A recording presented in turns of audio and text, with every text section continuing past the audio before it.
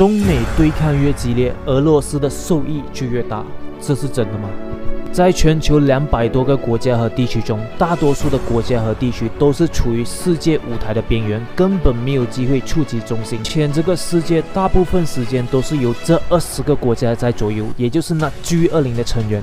也就是说，这个地球是由这20个国家在瓦系。G20 就是全球的核心圈，这个圈子里面每个国家的地位、实力和话语权也是不对等的。中国、美国、俄罗斯是属于第一梯队，也就是最强的一组，而英国、法国、德国等这些老牌大国是属于第2梯队，而印尼、墨西哥这些就属于第3梯队。全球大事很多都有中美俄这3个国家的影子，或你可以理解为现在全球所发生的冲突或者是热点，都是他们在台前或幕后所博弈所造成的。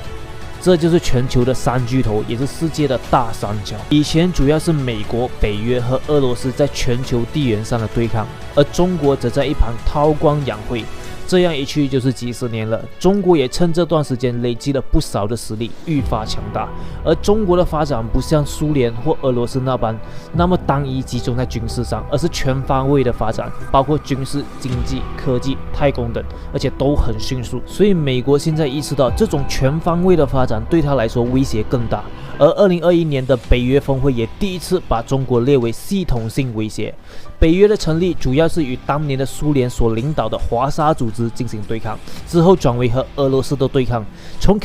一开始就不是针对中国的，但2021年却首次把中国列入北约的联合声明当中，可见西方集团的心里，现在中国的威胁可不比俄罗斯来得小啊。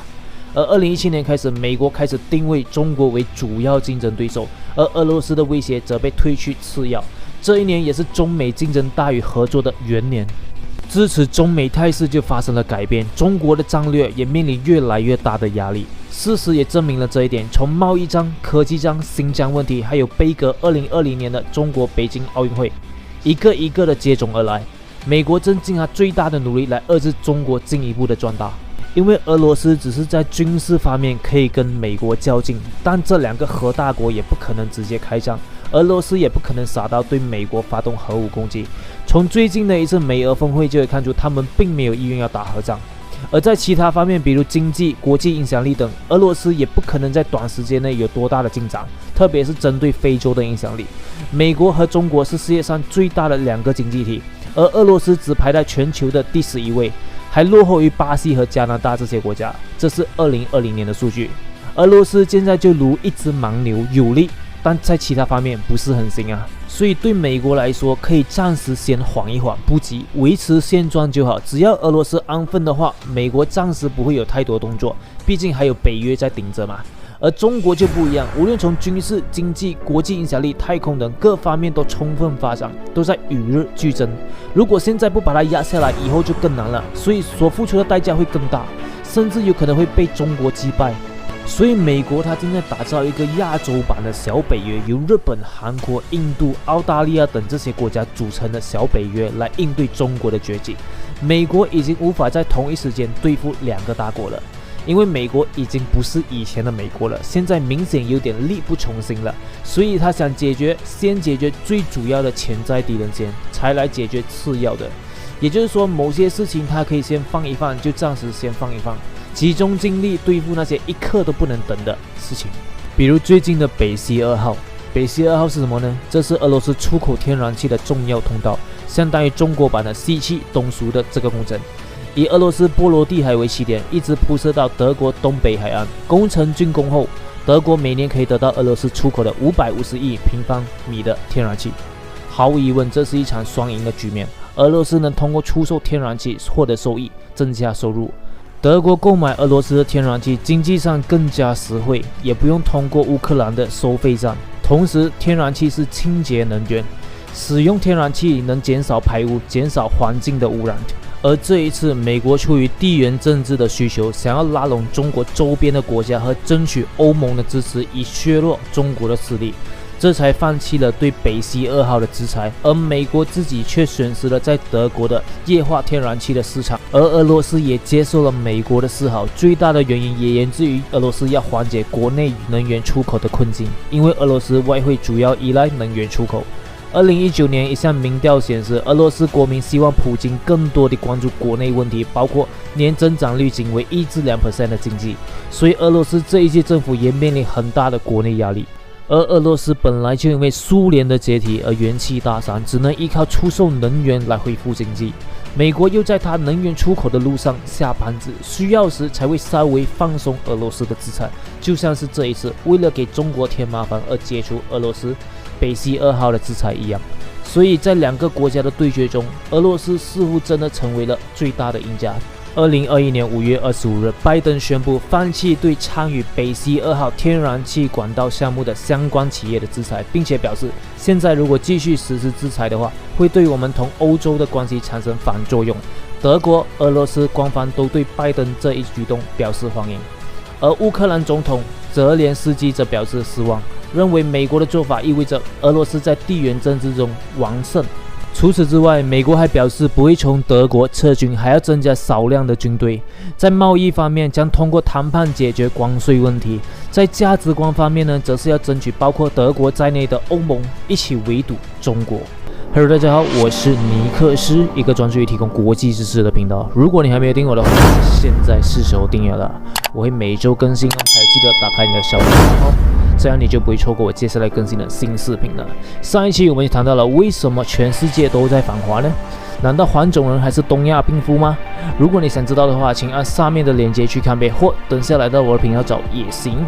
现在呢，就来谈谈为何中美对抗会让俄罗斯受益呢？未来10年内，中美俄三国都是一强两弱的态势，但是中俄两国都清楚拳往此行的道理，只要任何一个国家倒下，另外一个国家就真正的危险了。总体来看，虽然俄罗斯对美国的对抗态势不会改变，但是随着中美斗争的更加激烈，俄罗斯会找机会获取自己的利益。全球战略态势对俄罗斯自身的压力肯定有所缓解，更多时候可能会左右逢源，从中渔利。中俄的走近有两国的推动因素，更是国际格局的必然。只是这种格局在中俄内部有悄然的变化。过去是俄罗斯更加需要中国的支持，中国也确实支持。不过在那个时代的合作过程中，中国的收益更大。在俄罗斯吞并克里米亚之后，被西方世界实施的制裁更加严厉。在这种严厉的制裁下，使俄罗斯的汽车都成了保值品。汽车成了保值品，你听说过吗？可想而知，当时俄罗斯人民有多么的苦啊！但今后就不一样了，今后是中国更加需要俄罗斯的支持，所以在这个合作的过程中，估计是俄罗斯收益更多。也就是说，换成俄罗斯可以开更高的价钱，以换取它在某些方面对中国的支持。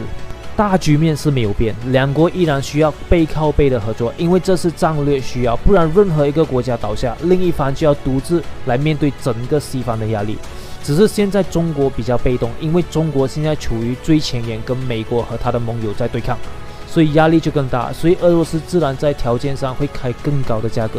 对他更有利的条件才会比较卖力地听中国，这是正常的操作。毕竟现在两边都想讨好俄罗斯，中国需要俄罗斯的支持，而西方也希望俄罗斯不要插手，所以暂时没有再祭出更加过分的制裁或打压它。所以这是对俄罗斯来说是个难得的好时机，它可以休养生息啊，而它也不能让中国在对抗中倒下，因为至少还需要中国走在最前面，挡下更多来自西方的炮火，吸引更多西方的注意力，为俄罗斯争取更多的时间来恢复他们的经济等其他方面的元气。看准美国迫切的地缘政治上的需求，普京善用手中的中国牌，一方面稳定了跟美国的关系，另一方面巩固了俄国的能源出口市场，缓解了所面对的困境。很多俄罗斯人认为，长期的美中对抗符合俄罗斯的外交政策利益，因为这种对抗提高了莫斯科对北京的重要性，迫使中国更加迫切需要进一步加强与俄罗斯的战略伙伴关系。毕竟俄罗斯受制裁了那么久，国内经济已经差到那样了，现在好不容易有机会来了，能过上好日子，怎么可能放过呢？如果什么好处都没有得到，就冲到中国的前面，帮忙挡下所有来自西方的攻势，这不是傻了吗？对他国内不好交代，甚至还会可能连累下一届的选情呢。也有越来越多的俄罗斯评论家担心中国在中亚的野心和影响力，因为该地区历史上或传统上都属于俄罗斯的传统势力范围。中国提出的一带一路和普京提出的大欧亚计划的覆盖范围是有重叠的，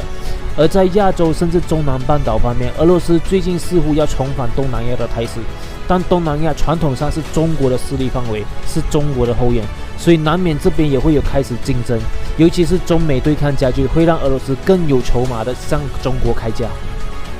比如俄罗斯公司要帮助东南亚国家开采石油，这个越南之前就是个例子了。